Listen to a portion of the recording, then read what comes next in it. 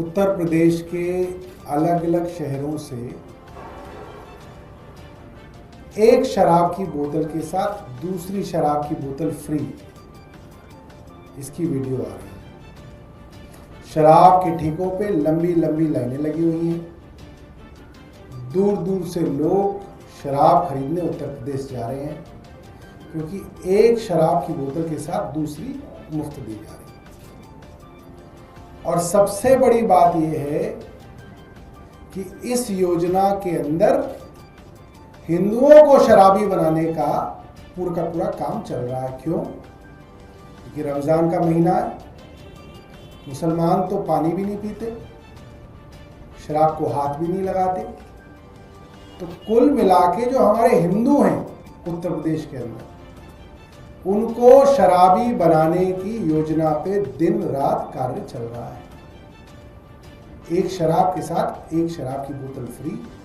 और आप लाइन में लगे हुए लोगों के इंटरव्यू ले लीजिए, उनके नाम पता कर लीजिए, सारे के सारे लोग हिंदू हैं। मुसलमानों का तो रमजान का मौसम चल रहा है, उनका महीना चल रहा है रमजान का महीना। हमारे कुछ सवाल हैं जो हम भारतीय जनता पार्टी और उत्तर प्रदेश की योगी सरकार से पूछना चाहते हैं। ये वीडियो इंटरनेट पे, ट्विटर पे, फेसबुक पे, यूट्यूब पे सब जगह चल रहे हैं कि उत्तर प्रदेश के अलग अलग शहरों के वीडियो, जहाँ पे शराब की दुकानों के बाहर लंबी लंबी लाइनें हैं और एक के साथ एक शराब की बोतल मुफ्त दी जा रही है। दो वीडियो तो मैंने ही देख लिए, एक मुजफ्फरनगर का वीडियो मेरे पास आया, एक नोएडा का वीडियो आया। अब तक योगी जी की सरकार ने इन शराब की दुकानों के ऊपर कोई कार्रवाई नहीं की है। तो हमारा सवाल यह है कि अब तक योगी जी की सरकार ने क्यों कार्रवाई नहीं की? उनके हिसाब से तो अब तक इन शराब की दुकानों पर बुलडोजर चल जाना चाहिए था। तो दूसरा सवाल हमारा यह है कि इन शराब की दुकानों पे योगी जी कब बुलडोजर चलाएंगे? तीसरा सवाल, अभी तक तो कोई कार्रवाई हुई नहीं। तो क्या योगी जी की सरकार ने भारतीय जनता पार्टी के केंद्रीय नेतृत्व से सलाह करके ये जो है 1+1 की जो पॉलिसी चल रही है ये चलवाई है? और अगर केंद्रीय नेतृत्व से सलाह नहीं ली गई है तो केंद्रीय नेतृत्व भारतीय जनता पार्टी का क्यों इसके ऊपर चुप बैठा है? केंद्रीय नेतृत्व इसके ऊपर क्या कार्रवाई करेगा? क्या भारतीय जनता पार्टी का केंद्रीय नेतृत्व उत्तर प्रदेश के अंदर एक शराब की बोतल के साथ दूसरी मुफ्त की योजना को रुकवाएगा? ये हमारे 5 सवाल हैं भारतीय जनता पार्टी, योगी सरकार और उनके केंद्रीय नेतृत्व से। और हमारी मांग है कि तुरंत भारतीय जनता पार्टी इस तरीके से लोगों को शराबी बनाने वाली ये जो पूरी की पूरी पॉलिसी चल रही है, इसको तुरंत रोका जाए। जो आदमी एक शराब की बोतल पीता, आज भारतीय जनता पार्टी की सरकार कह रही है नहीं, एक नहीं 2 पीजिए, एक सुबह पीजिए, एक शाम को पीजिए, एक के साथ एक मुफ्त। लोग पेटी की पेटी भर भर के शराब की बोतलें ले जा रहे हैं, पेटी की पेटी भर के। तो भारतीय जनता पार्टी बताए कि किन कारणों से उन्होंने फैसला किया कि उत्तर प्रदेश के अंदर लोगों को शराबी बनाया जाए, जो एक पीता है उसको एक और मुफ्त दी जाए। बहुत बहुत धन्यवाद। आपका कोई प्रश्न है?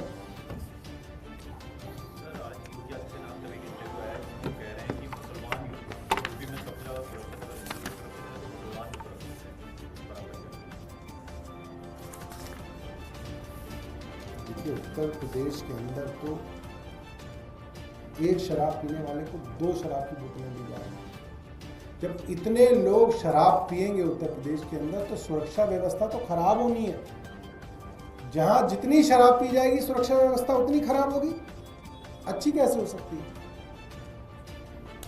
सर, इसके अलावा कल जब गृह मंत्री डिजास्टर मैनेजमेंट अमेंडमेंट बिल कल राज्यसभा में लेकर आ रहे थे, उस वक्त उन्होंने कहा कि भगवा रंग देख के एनडीआरएफ की जो भर्ती देखकर लोगों को ये भरोसा हो जाता है कि वो बच जाएंगे, विपक्ष को ये रंग बात पसंद नहीं आएगी। और साथ में ये भी होगा कि अगर अगले 15-20 सालों तक तो विपक्षी दल सत्ता में नहीं आ रहे हैं तो सारे काम बीजेपी को ही कर रहे हैं। देखिए, आरएसएस की जो ड्रेस है उसको भगवा कर देना चाहिए। क्यों वो खाकी पहन के जो है 100 सालों से जो है खाकी पहन के भगवा कर देना चाहिए अपना। तो अमित शाह जो है ये सलाह जो है आरएसएस को दें, उनकी मात्र संस्था है, वो कपड़े पहने। कल बजट में पेश हुआ है 1 लाख करोड़ का बजट सरकार ने पेश किया, इस पर आपका क्या कहना है? देखिए, बजट के अंदर एक बात तथ्यात्मक रूप से स्पष्ट हुई है। भारतीय जनता पार्टी की मुख्यमंत्री रेखा गुप्ता झूठ बोलते हैं। आप सबने उनका वीडियो देखा जब उनसे पूछा गया कि महिलाओं को 2500 रुपये महीना कब से दोगे। रेखा गुप्ता जी ने कहा सरकारी खजाना खाली है। आपको याद है, खूब वो वीडियो चला था जिसमें उन्होंने कहा आम आदमी पार्टी की सरकार सरकारी खजाना खाली करके गई है। कल उन्होंने खुद अपने झूठ का पर्दाफाश कर दिया। और क्यों झूठ बोला मैं आपको बताता हूं। ये सरकारी आंकड़े हैं जो बजट में कल पेश हुए हैं, जिसमें कहा गया ओपनिंग बैलेंस बजट का इस सरकार का है 2,965 करोड़ रुपए। ओपनिंग बैलेंस का मतलब क्या होता है? ओपनिंग बैलेंस का मतलब ये होता है कि पुरानी आम आदमी पार्टी की सरकार कितना पैसा नई सरकार के लिए छोड़ के गई है। और वो कोई 2-4 करोड़ रुपए नहीं, 2,965 करोड़ रुपए आम आदमी पार्टी की सरकार इनकी सरकार को छोड़ के गई है। ये आप देख सकते हैं, ये एक अखबार की कटिंग है, मैं लाया हूं, प्रमुख अखबार है। और अखबार के अंदर साफ तौर पे है ओपनिंग बैलेंस। ये सवाल हुआ कि ये पैसा आएगा कहां से, जो 1 लाख करोड़ रुपए की बात की गई है, ये पैसा कहां से आएगा। उसके अंदर जो ओपनिंग बैलेंस है सरकार का वो है 2,965 करोड़ रुपए। हिंदुस्तान टाइम्स की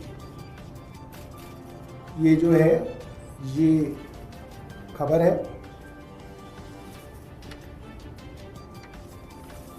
और कोई प्रश्न?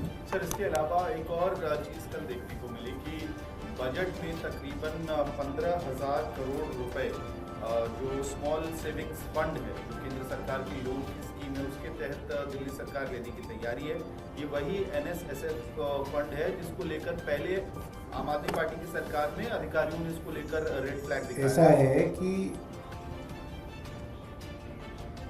हमारी सरकार के दौरान जब सरकार का एक प्रपोजल था कि 10,000 करोड़ रुपए नेशनल स्मॉल सेविंग्स फंड से बोरो किया जाए, तो फाइनेंस सेक्रेटरी AC वर्मा की नोटिंग है, जो बाकायदा कई अंग्रेजी अखबारों में छपी थी, कि आप नेशनल स्मॉल सेविंग्स फंड से बोरो नहीं कर सकते, उधार नहीं कर सकते, इससे बड़ी विपदा आ जाएगी, इससे आसमान गिर जाएगा। वही आदमी आज भी फाइनेंस सेक्रेटरी है, वही AC वर्मा, जिनके ऊपर आरोप लगे तमाम काम रोकने के। आज वही फाइनेंस सेक्रेटरी जो बजट बना रहे हैं उसके अंदर कह रहे हैं हम 10 नहीं, हम 15,000 करोड़ रुपए उधार लेंगे। तो साफ तौर पे दिखा रहे हैं कि ये जो बजट है, इस बजट का कोई सिद्धांत नहीं है। और इस 1 लाख करोड़ की फिगर ने ये दिखा दिया कि सरकार के अंदर कोई सीरियसनेस नहीं है, गवर्नमेंट के अंदर कोई सीरियसनेस नहीं है कि वो कोई सच्चाई के आधार पे कोई बजट बनाए। ऐसे मतलब आप ये सोचिए कि काल्पनिक फिगर के ऊपर आपने पूरा का पूरा बजट बना दिया। आपने बोल दिया कि जी पिछली बार 70-76 हजार करोड़ रुपए का पैसा खर्च कर सकते थे, इस बार हम 1 लाख करोड़ खर्च कर देंगे। वो 1 लाख करोड़ किससे आएगा उसके बारे में तो नहीं बताया। व्यापारियों से आएगा क्या व्यापारियों के ऊपर अब टैक्स रेट्स बढ़ाई जाएंगी, उनकी गर्दन दबोची जाएगी। जो व्यापारी कह रहे थे कि वैश्य समाज की सरकार बनी है, रेखा गुप्ता जी हैं, विजेंद्र गुप्ता जी हैं, क्या अब उन व्यापारियों की गर्दन पे हाथ जाएगा? तो सरकार इस बात को स्पष्ट करे। पैसा तो वहीं से आ सकता है, जो 76,000 करोड़ 1,00,000 करोड़ बनेगा, जो व्यापारी की गर्दन काट के ही बनेगा या कहीं और से आएगा तो बता दें। कुल मिला के व्यापारी की गर्दन पे ही हाथ रखा जाएगा, ये तो स्पष्ट है। वो बात कहीं नहीं है, मगर वो बात जो है कहीं ना कहीं स्पष्ट है।